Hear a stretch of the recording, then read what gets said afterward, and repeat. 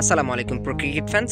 দর্শক, গতকালকে রাজস্থান রয়্যালসের বিপক্ষে সুনীল নারাইন দুর্দান্তভাবে কিন্তু একটা সেঞ্চুরি হাঁকিয়েছেন, আর তারপরে তিনি কিন্তু আবারও টাইম লাইনে চলে এসেছেন।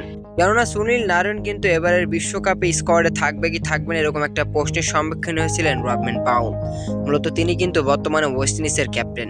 তো তারই প্রতিপক্ষ হিসেবে কিন্তু গতকালকে সুনীল নারাইন 49 বলে 100 রানের একটা দুর্দান্ত ইনিংস খেলেছেন। শেষ পর্যন্ত তিনি 109 রান করতে পেরেছেন এবং 56টি বল খেলে, যেখানে 13টি চার এবং 6টি ছক্কার মার ছিল। দারুণ একটা ম্যাচ দেখতে পেয়েছি আমরা গতকালকে সুনীল নারায়ণের ব্যাট থেকে অনেকগুলো রান এসেছিল কলকাতার পক্ষে। তো ম্যাচ শেষে তখন রবম্যান পাউল কিন্তু একটা কথা বলেছেন সুনীল নারায়ণকে নিয়ে। তিনি বলেছেন, আমি গত 1 বছর ধরে তাকে অবসর ভেঙে ফেরার কথা বলে যাচ্ছি। পোলার্ড ব্রাভো এবং পরানকেও বলেছি ওকে বোঝাতে। আশা করি বিশ্বকাপের দল ঘোষণার আগে তাকে ফেরাতে পারবো। রবম্যান পাউলের বিশ্বাস আছে যে সুনীল নারায়ণ 2024 সালে টি-20 বিশ্বকাপ ওয়েস্ট ইন্ডিজের জার্সিতে আবারও মাঠে নামবেন।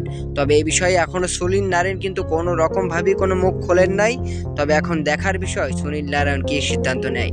তো দর্শক, আপনার কি মনে হয়, ওয়েস্ট ইন্ডিজের ক্যাপ্টেন যখন নিজেই চাচ্ছেন যে সুনীল নারায়ণ আবারও তার দলে আসুক, তখন সুনীল নারায়ণকে তাদেরকে হতাশ করবে, নাকি আবারও সুনীল নারায়ণ ওয়েস্ট ইন্ডিজের ওই লাল জার্সিটা গায়ে জড়াবে?